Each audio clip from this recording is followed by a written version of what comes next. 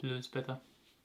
Alright guys, in today's video I want to show you guys how to set up your slipper on the 2-drive and 4-drive buggy. I will show it on my Schumacher Cougar laydown and on my Cat L1 Evo.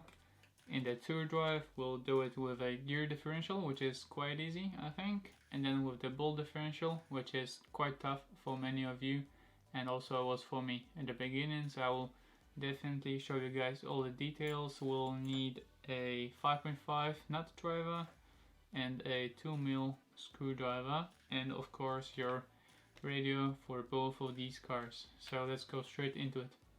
I will start off with the easiest one to set. This is a gear differential for the high grip racing and the Schumacher Cougar laydown 2-drive buggy. So in the modified class we use the slipper, of course. In the stock class, I know many of you probably race the stock classes. Make sure you get yourself the slipper lockout, which is in the kit for the Cougar laydown stock version. But if you got the original version, make sure you have that in your car. It saves a lot of weight, and also you don't need that slipper in the 2-drive stock class. So now I'll show you how to set up the slipper. First of all, this is very important. Remember that the slipper gets a bit looser when it's warmer, and during the run the slipper gets a bit warm. So make sure before you start checking or adjusting your slipper to be certain that the slipper is a bit warm, so the setting you do here will be similar on the track. To begin with, have your radio on the correct model turned on. I will unplug the fan so you guys can enjoy the audio and hear me correct, and turn on the car. I will give it a few punches so I get the slipper quite warm. And as you could see, the first one, it lifted the wheels quite a lot because the slipper was still cold, and then it got a bit warmer and it eased it off. So this is probably a quite a good setting for your carpet and high grip racing. So now I will make a wrong setting so I can show you guys what the slipper does when it's not correctly set up. Have a listen. You could hear hopefully the slipper slip quite a lot. This means the slipper is too loose. It's quite warm now as well. You can check it by just tapping the black plate covering the slipper plates. And also the front wheels lifted very slightly, so you want that to lift to the maximum so it almost picks up the front wheels. That's how I set up my slipper on carpet. So I'll tighten it a bit with the 5.5mm driver and see now. That's probably a tiny bit too loose for me. This is probably a setting that you could run with, but it's probably for the easier to drive car. I like my car to be aggressive and hard to drive, so this is probably how it should be set up. The slipper is quite warm now, so it's not too strong, not too tight now. The front end of the car lifts tiny bit. The wheels do not lift, but you can see the suspension work, and in my opinion that's how it should be on carpet for your 2-drive car. If you have a different opinion, that's alright. That's how I set up my slipper for the 2-drive car with a gear differential.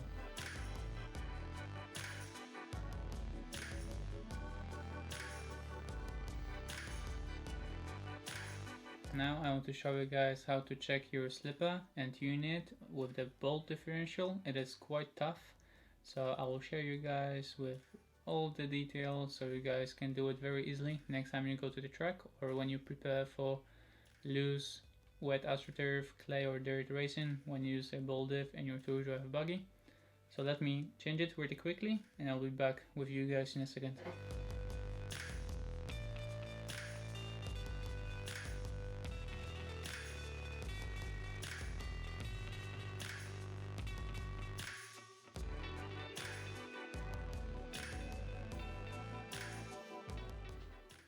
Before I go any further, I just want to let you guys know that I always put the ball diff with the set screw on the right side. Just my preference. Maybe you guys can do it same way. Maybe it's a superstition and gives me luck. But I always have my set screw on the right side, so it's easier to set it when I'm in a rush.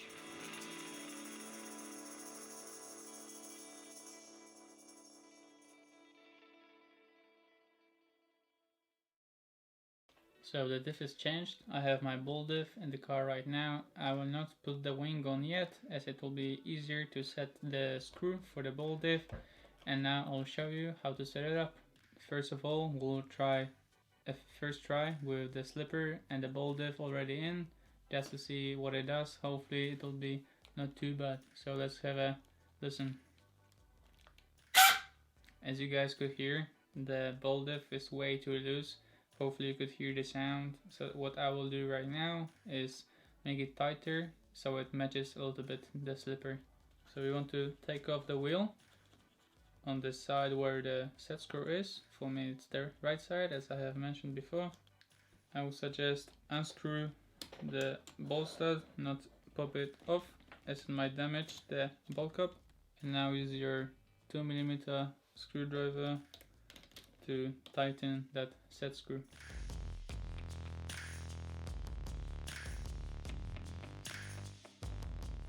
I have tightened the ball diff and see how it is. If it's still too loose, I might make the slipper looser, because the setting that is right now is for carpets or high grip. In a low grip, when you run the ball diff, you probably not really need that slipper to be that tight. So we'll see and see what it does. So we could hear it's still a little bit too loose, but it's very close. So now I will use the 5.5 nut driver to make my slipper a bit looser. As I've said, we don't really need the slipper to be that tight, and see again. As you guys heard, it's still too loose compared to the slipper, because the slipper has to activate first and then the ball diff, so the ball diff cannot slip. So now I will take off the wheel again, take off the ball stud and tighten the diff, and if it's still not there, I will loosen off the slipper again, make sure it's perfect for my next run.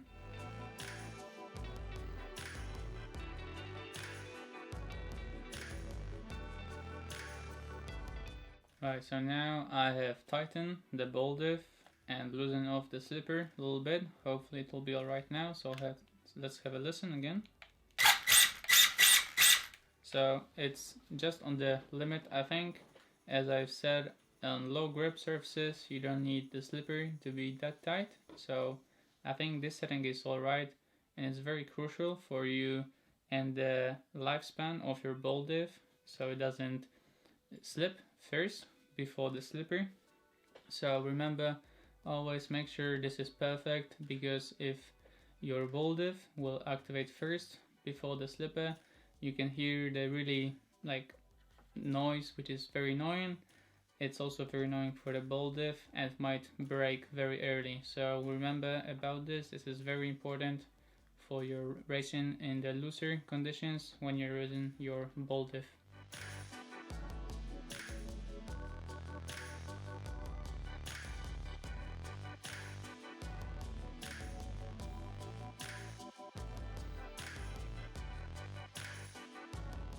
In the 4-drive car, it's quite simple. We don't have the ball diffs, so there is no game with it. It's straightforward, but we have belts, so they both work together. So what you have to do is set your slipper to your liking. So I'll show you how I like it. I'll turn on the radio. I'm sorry about the fan. It's directly soldered to the speedo, so I cannot plug it off, but hopefully you'll hear everything correct. I will show you how it's set right now, and have a look and have a listen.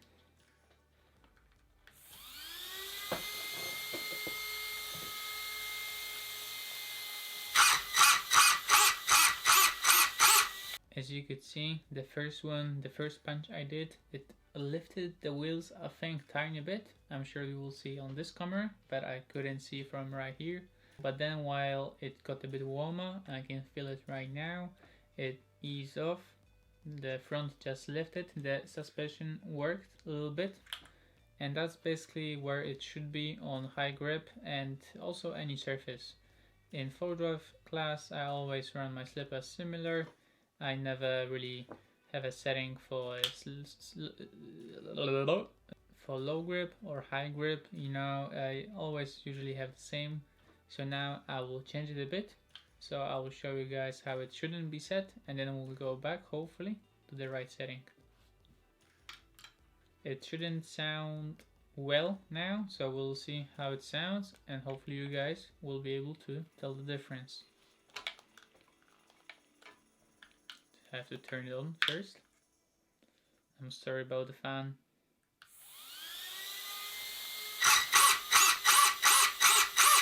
I'm pretty sure you guys all know what to do, so please tell me. That's right, it's too loose, so we'll have to tighten the nut, and hopefully it will be correct. So let me do that now.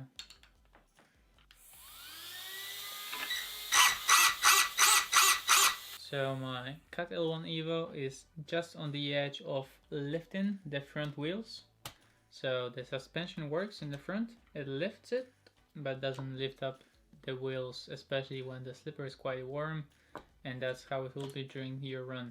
So that's how I set the slipper, and remember, it also matters about the tension of the belt.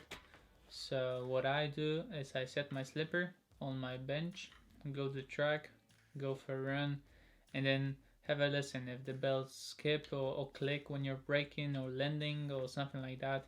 And if it's just a little bit on the landing, or maybe when you have like a really tough braking zone, when you go full throttle and then really have to slow down the car, they might skip a little bit, but don't worry, these are 5 mil, so nothing should happen.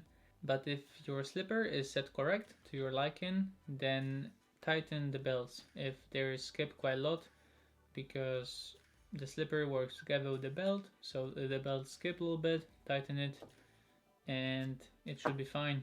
I'm not sure how to tell you guys what tension should the belts be. I can say they have to be tight, but not too tight. I know it's nothing that helps you, but I'm trying to work out a way of coming up with an idea how to show you guys exactly how to set your belts on the 4-drive Schumacher car. So hopefully I'll come up with something and share with you guys how I set them, so you will have no problem with them at all in the future, because I have absolutely no issues with them. Thank you so much for watching this video. Hopefully you enjoyed it and had fun watching it, and also learned something new. That's why I've been making these, to share with you guys my experience, my opinions, and how I do stuff on my RC cars. If there's anything still unclear for you, please let me know down in the comments section below. I will for sure answer it straight away.